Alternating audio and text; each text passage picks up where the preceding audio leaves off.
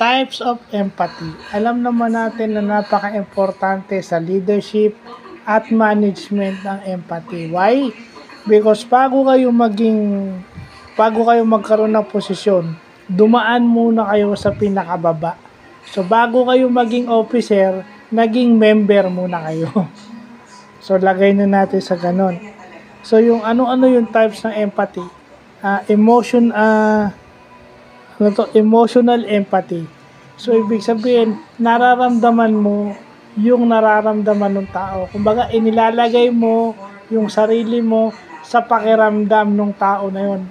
Lagi mong iisipin, paano kaya kung ako yung nasa sitwasyon na yun? That is emotional empathy. Yung cognitive empathy is cognitively o logically naiintindihan mo siya without feeling it. Kumbaga, dahil naiintindihan mo yung feeling niya kahit hindi mo maramdaman, that is cognitive empathy. Kumbaga, naiintindihan mo siya by means of logic. Hindi mo necessarily kailangan maramdaman.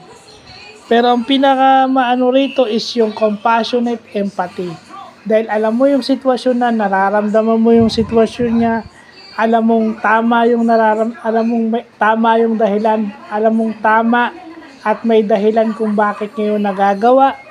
Kaya anong gagawin mo? Tutulungan mo siya. Okay? Tutulungan mo siya. So kung nanonood kayo ng Batang Quiapo, sino ang meron noong isa sa tatlong sinabi ko? Yung karakter ni Senator Lito Lapid, Supremo. Naiintindihan niya yung nararamdaman ni Tanggol dahil naranasan rin niya yun. So, anong ginagawa niya? Tinutulungan niya si Tanggol. Alam mo, kasi minsan, ang empathy natin is yung dalawa lang. 2 out of 3 lang.